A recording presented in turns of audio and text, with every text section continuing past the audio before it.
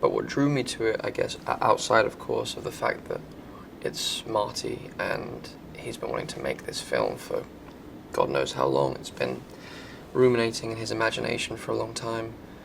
To have the opportunity to help bring it to life for him, with him, was an opportunity that couldn't say no to, of course. But of course, with the material, it's these kinds of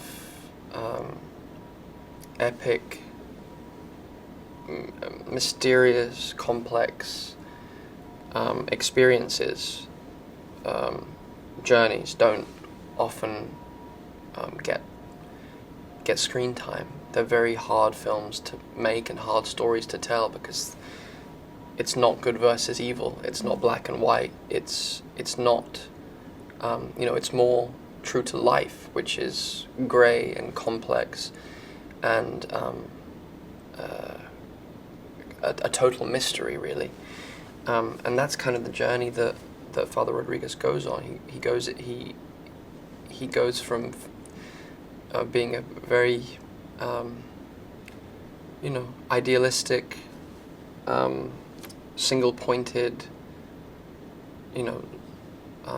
person, thinking that he knows maybe what life's about and what the world should be, and he comes to the realization that he is merely one of many, one in, he's all too human, and he has to accept his humanity.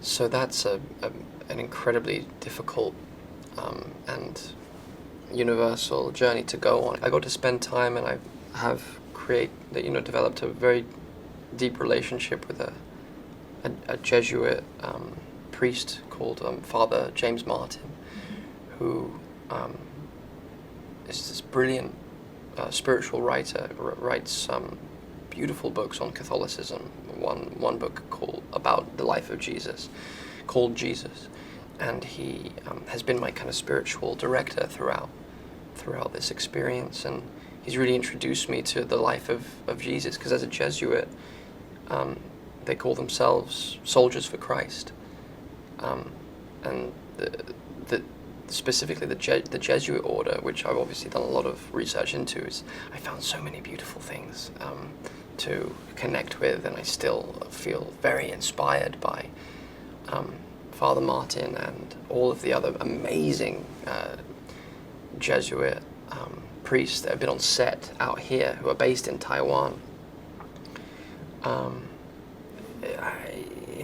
To be surrounded by these men of the cloth, as it were, these missionaries for Christ, these inspiring men who have given up themselves in order to serve God and to follow Jesus' way. It's just,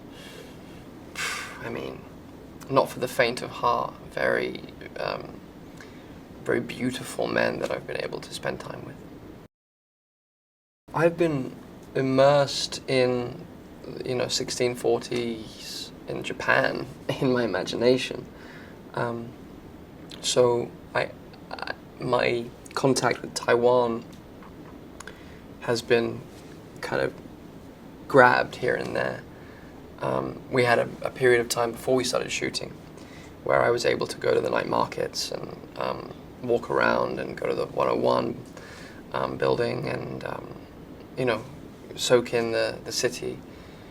And as I said, over Chinese New Year, I got down to Kenting, and my friend, one of the crew members, Chris, I remembered his bed and breakfast is called Summer Point, so I was able to go and be with him there, which was really, really great. Summer Point, because it's all one thing, being here, the spiritual exploration, the exploration of this story, being in possibly the most multinational crew I've ever experienced, and how moving it is to witness a group of people creating a village in order to, serve this very